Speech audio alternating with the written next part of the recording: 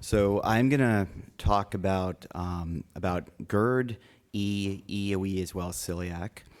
And I think if we step back, we're in a very exciting time period right now. And if you look at what's happening in our current day, we have a lot of forces at play that are advancing the way that we treat different disorders. We have rapidly advancing technology, which lets us look at things and do things that we couldn't do a decade ago.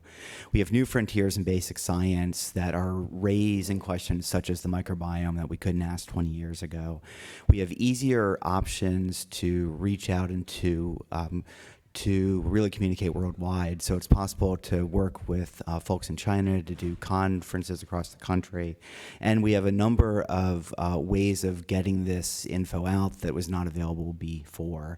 So if you look at PubMed alone and just step back and look at this area, in the last year only, there's been over 7,000 papers that have been out listed in PubMed looking at the esophagus. GERD is over 1,500. Celiac is over 900, and EoE, which was the first two case reports of this, were in 1993 and 1994 in case series. The first single case report was back in the 70s, but now this last 12 months alone, we have almost 300 papers which have come out looking at it. So it's really a field that's seen a fair amount of change. So for this talk, what I opted to do is to look back at these journals and look in the last 12 months and see what jumped out in terms of interesting papers as well as trends. And what I'd like to spend the next 33 minutes and 10 seconds going through are these items. So I'm going to talk about the Aspect trial, which came out in Lancet last summer, which I think was the most important esophageal trial that came out within the last year. We'll then talk about the Lyon consensus, which came out last year in gut, which I think has redefined the way that we look at GERD. We'll talk about the AGREE consensus that looked at definitions and criteria to achieve a definition of EoE. We'll talk about the natural course of EoE. We'll then talk about four papers that I think were seminal, looking at newer technologies that, while they may not be in our clinical practice right now, will be, I think, in the next decade. And then we'll look at three papers that have looked at the microbiome specifically as it relates with the esophagus. And then we'll turn towards the end looking at celiac disease. So start with the Aspect study. And the background of this, this came out in Lancet last summer. And the background of it is that PPI and aspirin use have both been suggested to potentially decrease the rate that Barrett's without dysplasia progresses to cancer. But the problem is that most of these studies were relatively small or were retrospective, and the question really wasn't properly addressed. And so a group in the UK decided to really try and address this once and for all. So what they did was they randomized patients who had Barrett's esophagus to be placed on high-dose PEPI, which they defined as being esomeprazole 40 milligrams twice a day, versus low-dose, which was in their trial 20 milligrams once a day. They also randomized them to be on aspirin or no aspirin. And because this was mostly in the UK, the dose was 300. There was one center in Canada which had a dose of 325. And this was a massive trial. So they had a total of 85 centers involved with it, 20,000 patient years, 12 years of follow-up. And this is the study design, which I won't go through this in depth, but they screened 5,000 patients. They enrolled about 2,550, and once again followed them from 2000, I believe, 5 to 17. And one of the points to note about the patients are that because this was done mostly in the UK, and the UK Barrett's is defined based on the endoscopic appearance, not based upon the biopsy. And so there's a little bit of a different definition and patient group there. In the US, we often will have a lot of these patients who have very short segment where they have a biopsy that shows Barrett's, but it wasn't necessarily seen with endoscopy, or if it was seen, it was very, very small. Whereas in the UK, because they require the endoscopic appearance and not the biopsy, most of them tend to be longer in length. And so most of these patients were what we would define as long segment. And if you look at this by section, the group that got the high-dose PPI versus the low-dose clearly did better during follow-up. Now, What they used as their outcome was a composite endpoint that looked at all-cause mortality, cancer, as well as high-grade dysplasia. And the group that got aspirin also appeared to do better than those that didn't. So if you look at these 4 groups in combo, the group that got both the aspirin as well as the high dose, which is the red line right at the bottom, clearly appeared to do better than those that got the low dose PEPI and those that didn't get the aspirin. Now, a few caveats to mention. They looked at this composite endpoint, but when they really broke it down by section, what was achieved was the composite endpoint in all-cause mortality. But interestingly, there wasn't a statistical difference within the adenocarcinoma and dysplasia, so a little bit head-scratching. And if you looked at the number they needed to treat, it was relatively high.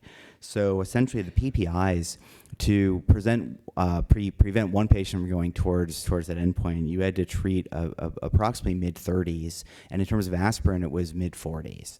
So there was a benefit, but the take-home point was that these were in patients with long segment Barrett's, and you had to treat a number of patients to prevent one from going on, and the adverse effects in this trial were not insignificant. So the take-home point from this is that if you do have a patient who you think is at high risk to progress or wants to do everything possible to try and minimize their own risk, doing a PPI twice a day and aspirin is fully warranted based upon this information. But the caveat is that the number needed to treat for both of these was relatively high. Most of these patients also were long segment. So if you have someone that has a relatively low risk, who is short segment, who is concerned about the adverse effects of meds, I'm not sure the data here is strong enough that everyone needs to go towards high dose plus aspirin. But for those patients that do worry or appear to be at higher risk, this seems like compelling evidence. So let me switch from here and talk about GERD.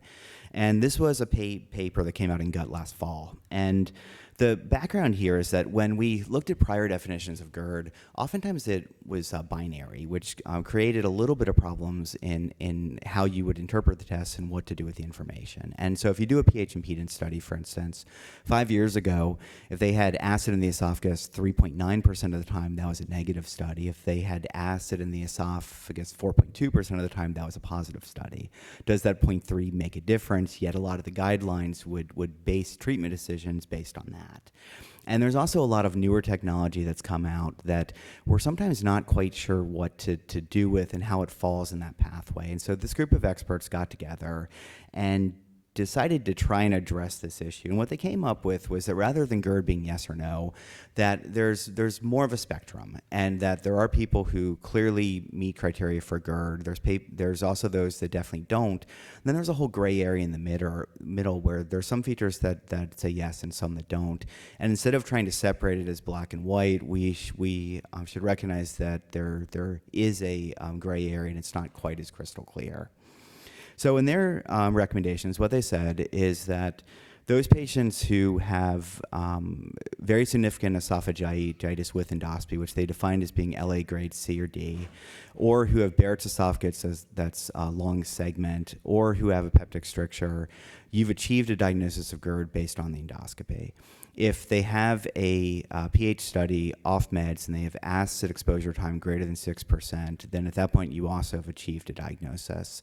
Conversely, if they have an upper endoscopy that looks normal and they have acid that's less than 4%, then you're comfortable that GERD is not at play.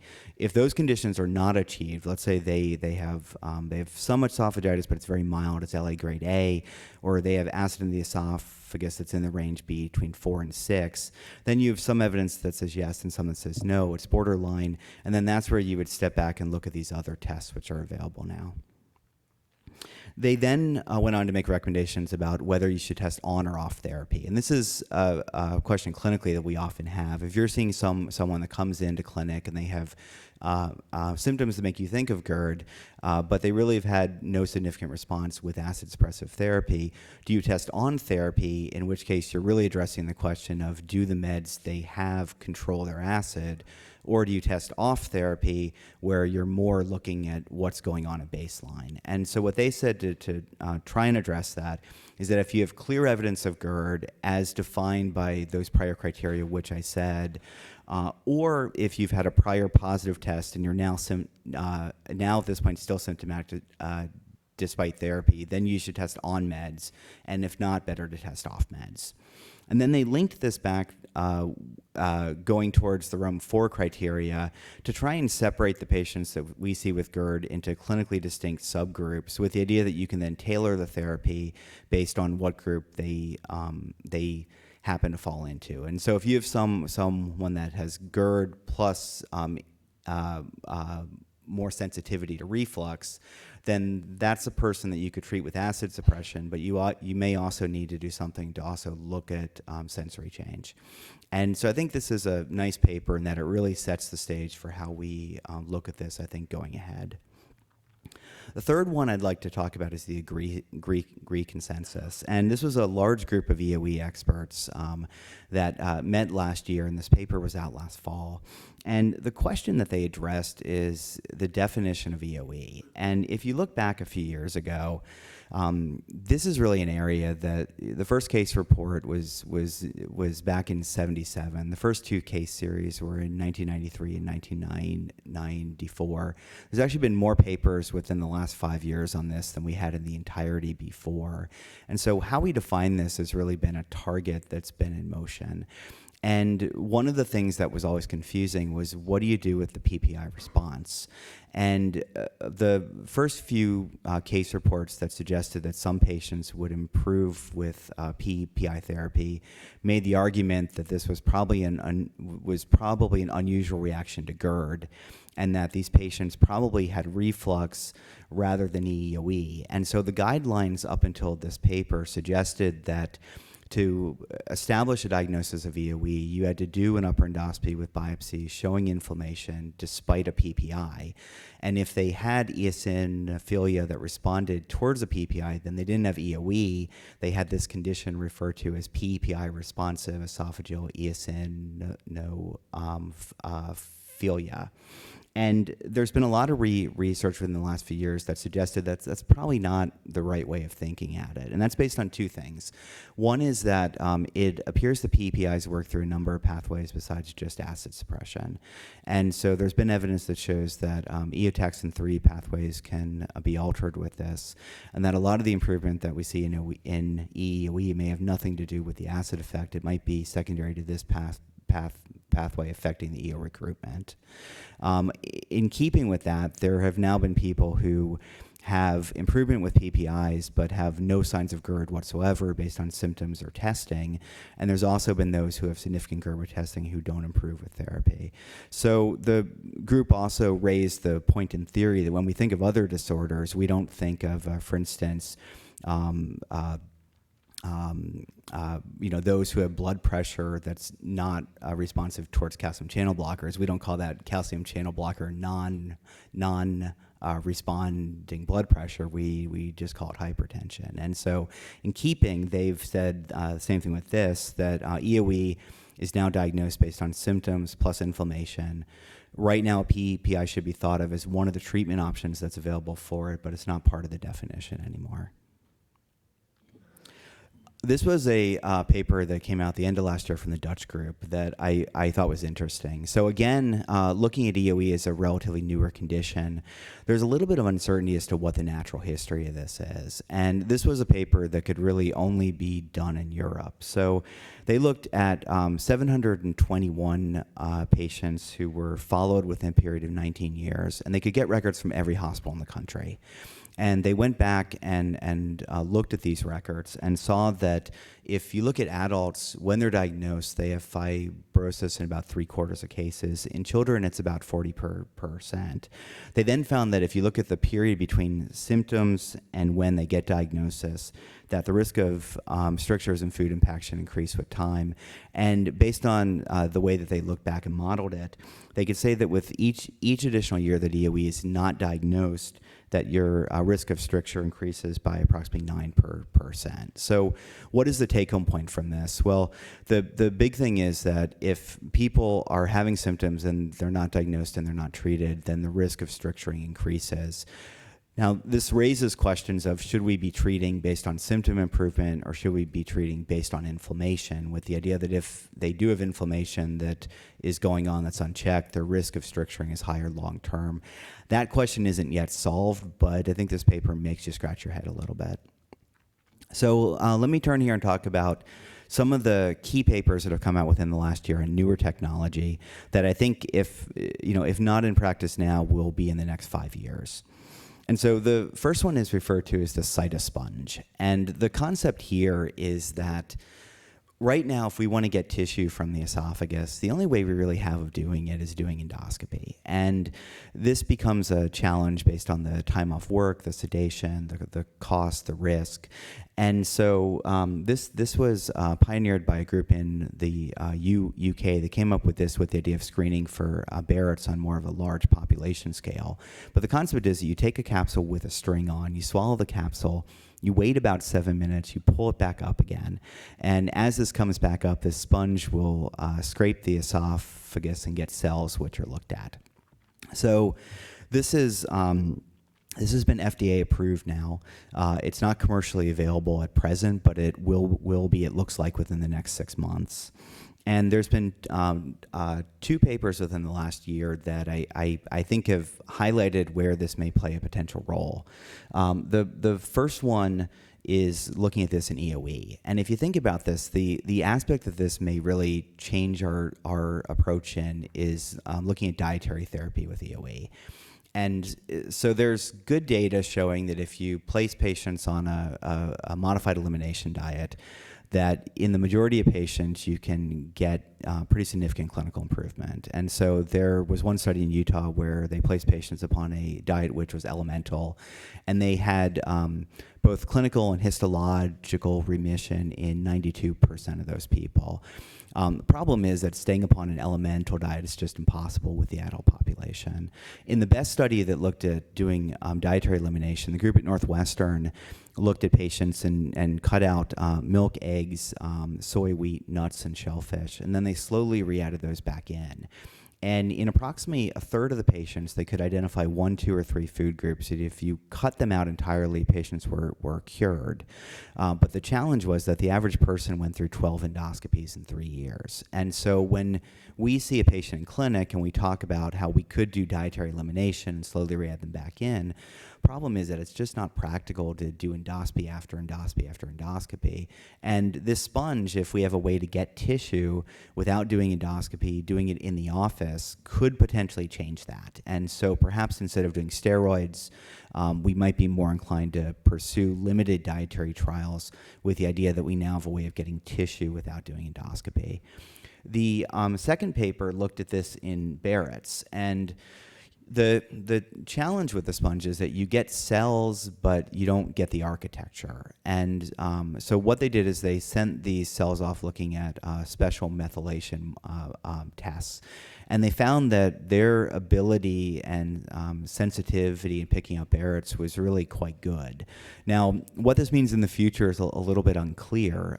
Barrett's is kind of an interesting area in that if you look at esophageal cancer, it's currently the 6th leading cause of death within the U.S., but we don't have a system of screening here at play simply because of the cost that's involved with it.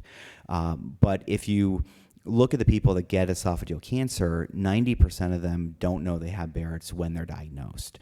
So if this is a way to perhaps do screening with a means that's much, much cheaper, then it could potentially change the way we approach this. Now, this is still early, but this technology is FDA approved now. We'll probably be seeing it soon.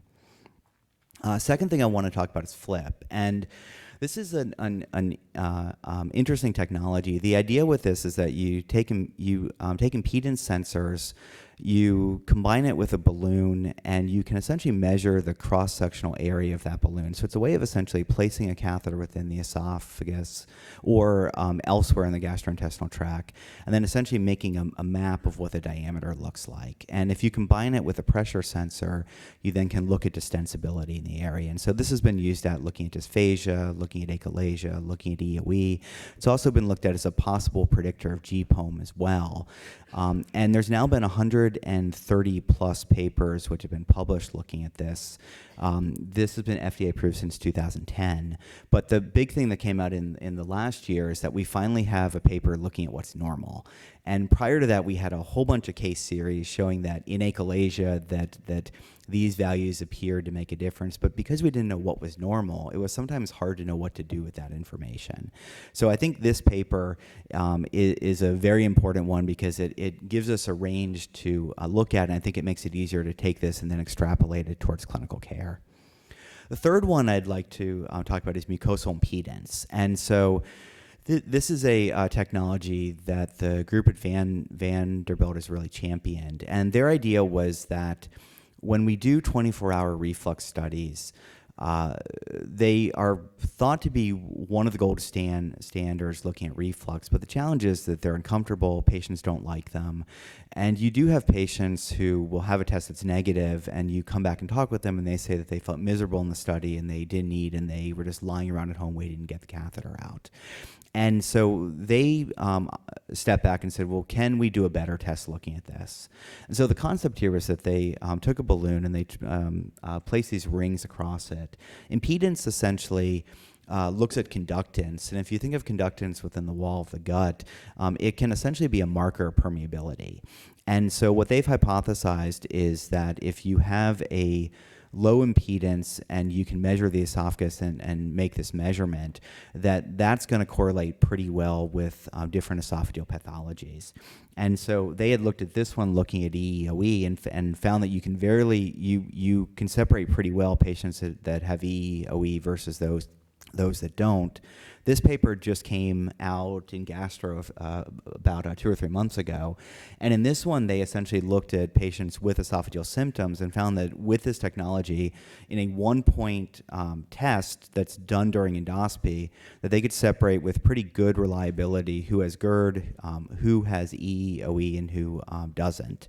So I think where this ties in is that if they can show that this is as good as a 24-hour study or perhaps better, then the days of doing long-term monitoring may potentially disappear, and we could have a single test that could be done during endoscopy.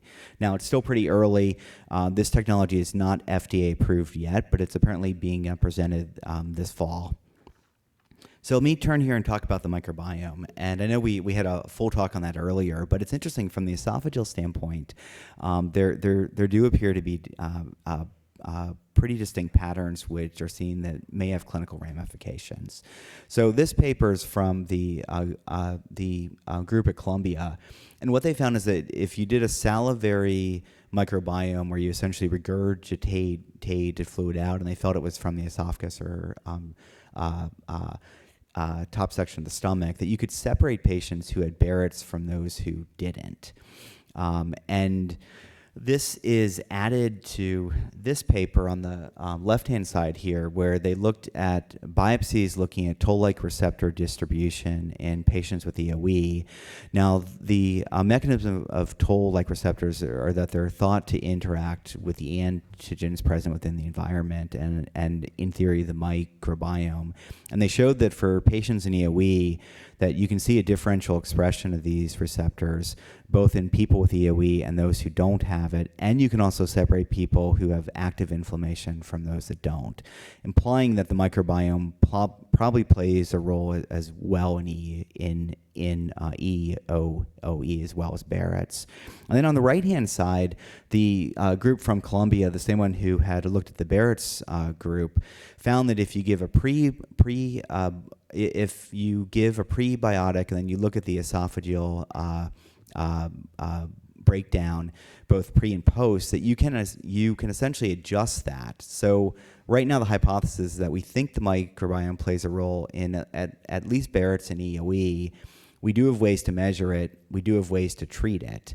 Now, what that means in terms of the next step in the next five years is yet to be seen, but I think the door is open for what will probably be some pretty interesting work. Now let me turn in the last couple of minutes towards celiac, and I'm going to talk about one paper and 3 abstracts which jumped out. The first one, staying with the microbiome theme. So this was a study that was done in Europe where they looked at all children born in Denmark and Norway within a period of about 17 years. And they found in that series 3,346 patients who were diagnosed with celiac disease.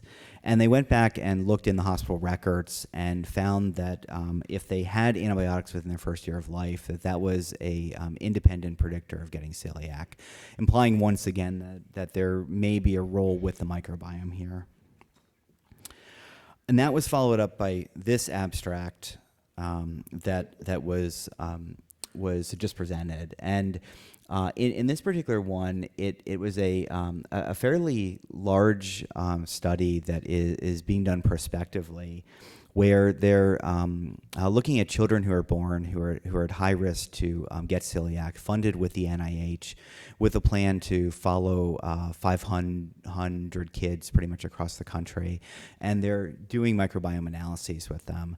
And what they found essentially was that those people who developed celiac were actually likely to have microbiome changes that could be picked up in the analyses before they actually develop celiac. Now, I think this goes back to what was talked about earlier, that it does appear that there's a microbiome interaction with celiac, and there is a window where we see a microbiome change before there's any clinical ramifications. So is that something that's causal, or is that just association? It's not clear, but it may be a window that we could potentially screen and treat earlier. This was one that I found pretty interesting. So this is a handheld gluten sensor. And the concept here was that a lot of times people with celiac, one of the problems is that gluten is just in so many different foods that it's often very difficult to tell what has it and what doesn't. And so this is a handheld sensor that can be carried, and it's possible to place a small amount of food in, and then it gives you a frown or smile and says yes or no. And this was looked at and was found to improve quality of life in those patients with celiac. Interestingly, in all groups except teenagers. In that group, apparently nothing makes them better. So then this is the last abstract, which I'll show. And this was an interesting one where, I think one challenge we all see in clinic is how do you separate the people who have celiac disease versus non-celiac gluten sensitivity, in particular if they're already on a gluten-free diet. And so what this group did was they gave them a gluten challenge, and then they looked at symptoms, but they also looked at blood tests as well. And they reported that an acute rise in IL-2 separated these groups very well, but a change in symptoms did not. So again, it's pretty early. It's just an abstract. We'll see where it goes. But I think if this is borne out in a more large-term study, and this is an interim analysis of what they have so far, this could potentially change the way we look at this. So I'll stop here, and I'll end with a quote that was debuffed earlier, but I think we really don't know what the next few years hold. But I think if we look at where things are going, it's very compelling to see that the microbiome, the newer technology, that we're going to see a very exciting decade of change coming up, I think. So thank you, and I'll take any questions.